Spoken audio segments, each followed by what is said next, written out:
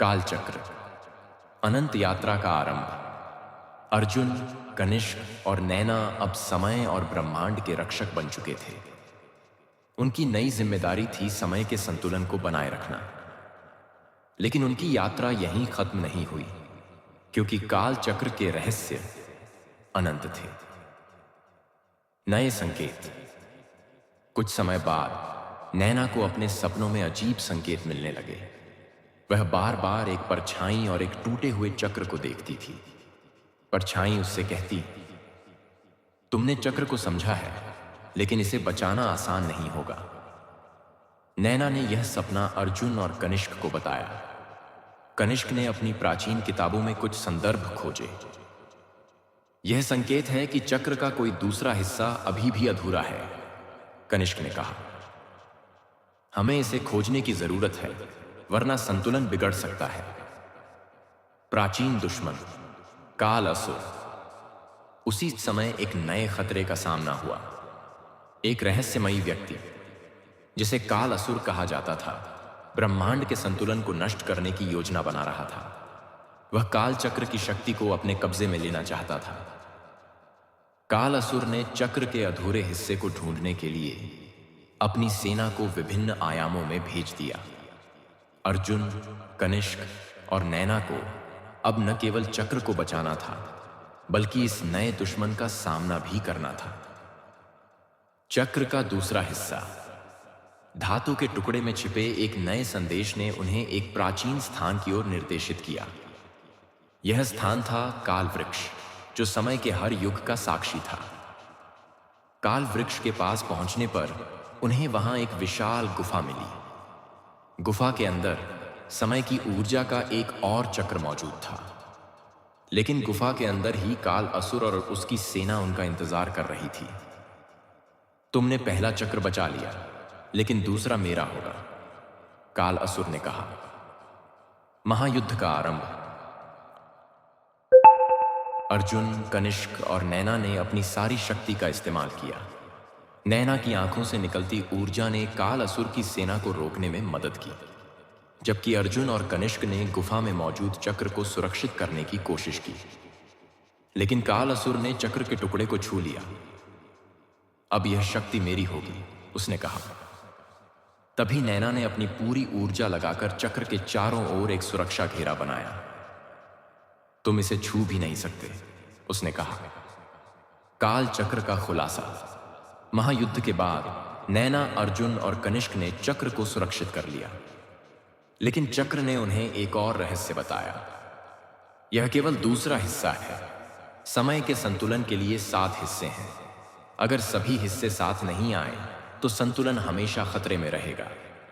यह सुनकर अर्जुन ने कहा, हमारे पास समय कम है, हमें बाकी हिस्सों को जल्द से जल्द ढूंढना होगा। अगली यात्रा की शुरुआत।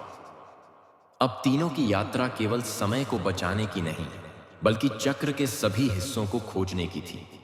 लेकिन काल असुर भी अपनी योजना से पीछे नहीं हटने वाला था। क्या अर्जुन, कनिष्क और नैना समय को संतुलित रख पाएंगे?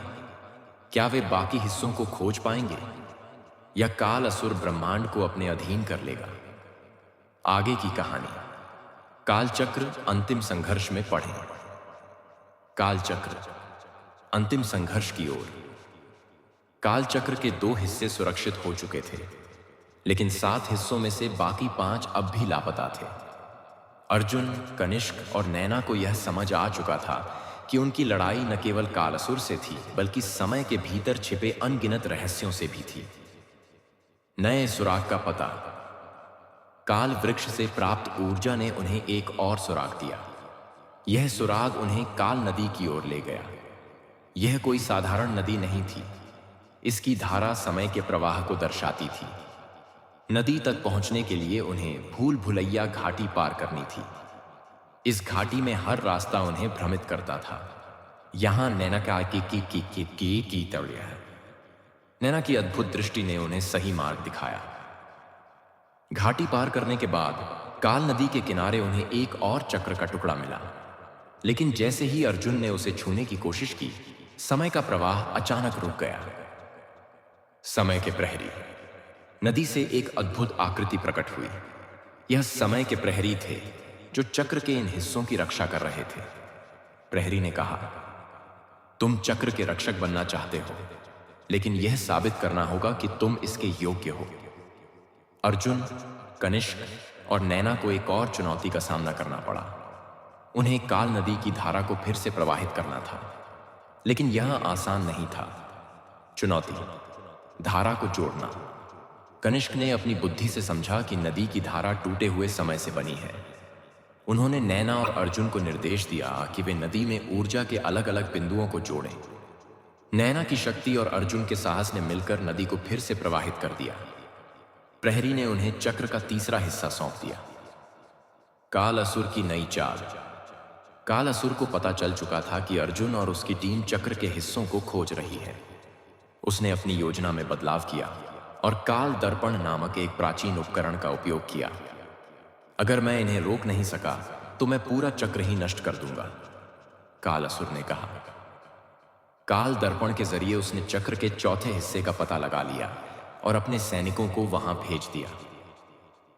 चक्र का चौथा हिस्सा, काल गुफा।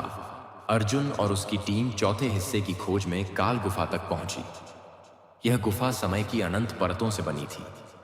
यहां हर कदम पर एक नई काल्पनिक दुनिया खुलती थी। गुफा के अंदर उन्हें काल असुर के सैनिकों का सामना करना पड़ा। एक भयानक युद्ध हुआ।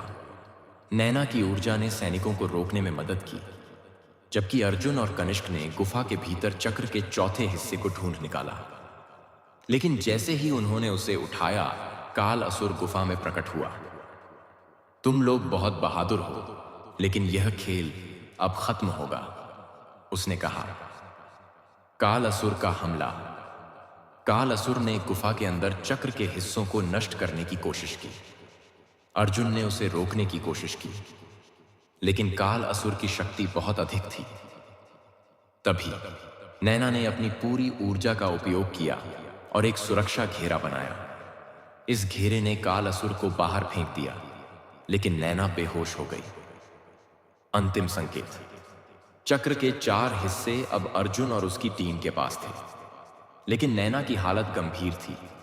तभी चक्र से एक नया संकेत मिला। यह संकेत उन्हें काल मंदिर की ओर ले जा रहा था। कनिष्क ने कहा, यह चक्र हमें बार बार इशारा दे रहा है। हमें जल्द से जल्द अंतिम हिस्सों को ढूंढना होगा। आगे की यात्रा। अब उनकी यात्रा और भी कठिन होने वाली थी। अर्जुन, कनिष्क और नैना को न केवल समय के हिस्सों को बचाना था, बल्कि काल असुर की बढ़ती ताकत को भी रोकना था। क्या अर्जुन और उसकी टीम चक्र के सभी हिस्सों को ढूंढ पाएगी? क्या वे काल असुर को हमेशा के लिए हरा देंगे? जाने आगे की कहानी।